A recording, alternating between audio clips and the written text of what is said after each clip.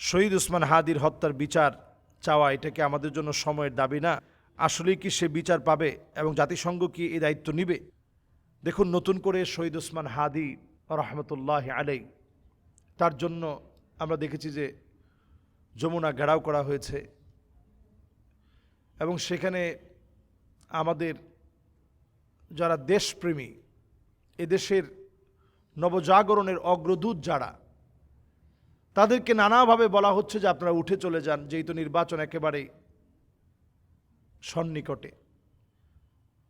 আসলে দেখেন, যে হারিয়ে ফেলে সে বুঝে কি হারিয়েছে। শহীদ ওসমান হাদি এদেশের একটা সম্পদ ছিল। ন্যায় ইনসাফের পক্ষে লড়তে গিয়ে সে শহীদ হয়েছে এবং কেমন যেন সে জানতো যে সে অচিরেই মারা যাবে। তার প্রত্যেকটা বক্তব্যে শাহাদাতের কথা ছিল, শাহাদাতের তামান্না ছিল, আমাকে তারা মেরে ফেলবে এই কথাগুলো ছিল, আমার মাথায় গুলি করবে, বুকে গুলি করবে, এই কথাগুলো সে ভাবত। আসলে ক্ষণ জন্মায় মানুষটি খুব অল্প সময়ের জন্যই আসলো। যারা এই পৃথিবীকে লিড করে তারা খুব বেশি দিন হায়াত পায় না, তারা খুব অল্প সময়ের ভিতরেই দুনিয়া ছেড়ে চলে যায়, তারা খুবই অল্প সময় হায়াত পায়। এই অল্প সময়ের ভিতরেই তারা সারা পৃথিবীকে কাঁপিয়ে তোলে। যুগ জমানা পাল্টে দিতে চাই না অনেকজন, এক হাদিরাই আনবে জাতির জাগরণ। আসলে এখন এই সময়ে আমরা যেই রাষ্ট্র দেখছি, এতে আদৌ আমার কাছে মনে হয় না কোনো বিচার সে পাবে। সে কিন্তু এতটুকুনি চেয়েছিল, যদি আমাকে কেউ মেরে ফেলে অ্যাটলিস্ট তার বিচার যেন হয়। আমরা তো সেই বিচারের কথা ভুলে গিয়ে, বিচার অলরেডি আমরা ভুলেছি, সবই আমরা ভুলে গেছি। এবং বাংলাদেশ এমন একটা দেশ, একটা ইস্যুর পরে আরো 10টা ইস্যু তৈরি হয়, তখন যেটা একেবারে পুরানো ইস্যু ছিল ওটা মানুষ ভুলে যায়।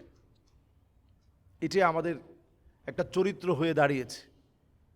কাজেই শহীদ ওসমান হাদি এমন একটা সম্ভাবনা হারিয়ে যাবে, এটা আমরা হতে দিতে পারি না। তার বিচার পুঙ্খানুপুঙ্খানুরূপে করা দরকার এবং নির্বাচনের পূর্বে যদি এই বিচারটা হয়ে যেত পুঙ্খানুপুঙ্খানুরূপে, অনেক বিষয়, অনেক সন্ত্রাসী একেবারে স্পষ্ট হয়ে যেত যে কাদের চক্রান্তে এ জাতীয় গুপ্ত হত্যাগুলো চালানো হচ্ছে।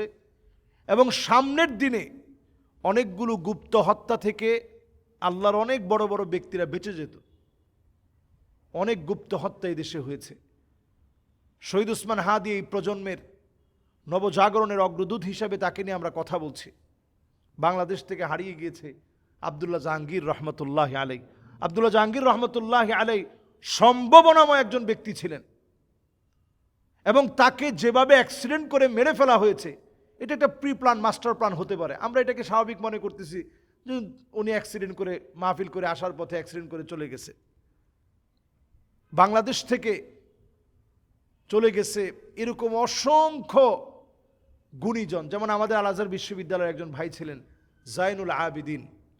তো জয়নুল আবেদিন ভাই যখন বাংলাদেশে আসছেন, ওই সময়ে উনি এতটা বেশি নাম করেছিলেন মিশরে।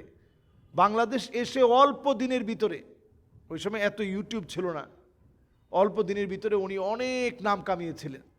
হঠাৎ করে উনি অ্যাক্সিডেন্ট হলো, মারা গেলেন। এরপরে আইনুদ্দিন আল আজাদ রহমতুল্লাহ আলাই, উনি সেই সময় যেভাবে নাম করেছিলেন ওয়াজের অঙ্গনে, তারপর সঙ্গীতে যেভাবে নাম করেছিলেন, হঠাৎ করে একটা অ্যাক্সিডেন্ট হলো, উনি চলে গেলেন। এরপরে দেখেন চৌধুরীপাড়া মাদ্রাসার ইসহাক ফরিদি রহমতুল্লাহ আলাই, তিনি চলে গেলেন। এরকম সম্ভাবনাময় বহু আলেম হারিয়ে যায়, আমরা মনে করি হারিয়ে গেছে। তো এটা একটা মাস্টার প্ল্যান, এটা একটা প্রি প্ল্যান, যে কে আমাদের জন্য সামনের দিনে একটা থ্রেড হতে পারে।